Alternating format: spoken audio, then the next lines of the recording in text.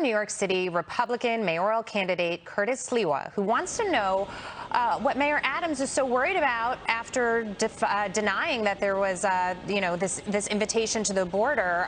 It's great to see you, Curtis. Actually, City Hall hitting back to Texas on Abbott and saying that, all you want is a photo op. But this is after July 19th, when Adams called on President Biden to send additional federal resources immediately because the city shelters were being overrun with asylum-seeking migrants. And then, of course, you have Mayoral Bowser, and she's asking for the National Guard to come help her. Why won't they go down there and take a look?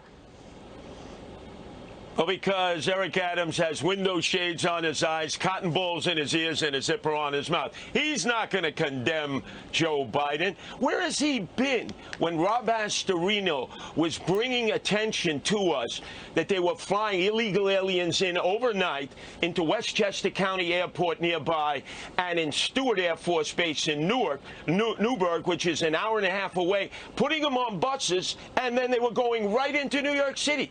You mean to tell me the mayor was unaware of this? This was being done by the President of the United States. And, you want to get Eric Adams down to the Rio Grande and the border? Just have Beyonce and J-Lo down there. And if it's a celebrity, he'll show up. You bring up a good point. Listen, I live photo ops. I live in New York City. I am dealing with the struggles that people have on a daily basis here myself. Crime, homelessness, mental illness, all over the streets. And you see this mayor, we elected him because he said he was going to clean up crime. He hasn't really done much about it, but I agree with you. He certainly does a lot of socializing that Page 6 likes to report on. But we are in serious trouble here, and I think people are starting to become a little fed up with Mayor Adams, and they're sort of saying, look, your grace period is done.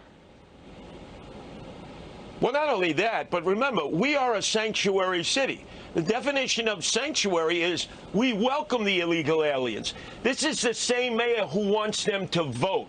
He and the New York City Council passed a law, and if it wasn't for Republicans going to state court to overturn it, and by the way, they have it on appeal now, these illegal aliens would not just be coming here, going into hotels where even homeless veterans aren't sent to, eating food provided by the taxpayers, getting medical care, and sending their kids to schools that we have to pay for. But if it was up to Eric Adams and the Democrats, they would be able to vote and keep the Democrats in power in perpetuity. In the streets, we have words for Eric Adams with the $5,000 customized suits and the Ferragamo shoes. He's a fake, phony, fraudulent fugazi. Fugazi. I want to switch gears for a moment while I have you, Curtis, because New York City, the residents here, including myself, this is an issue I'm passionate on. They're suing the city. They're claiming that these outdoor dining sheds that are left over after COVID are destroying the quality of life. There are rats, drugs, noise, people using them as toilets. One of the plaintiffs writes this. He says the open restaurant program has transformed what used to be a pleasant city block with healthy balance of commercial and residential use into a gritty, shanty streetscape fueled by alcohol sales, marked by sanitation and noise violations, and I can't disagree. Some of these are the size of Quonset huts. You could actually land a 747 on Columbus Avenue on the Upper West Side and actually park it in these Quonset huts. And all night long, because I'm patrolling the streets with the Guardian Angels, you're seeing people shooting up. It's like a shooting gallery.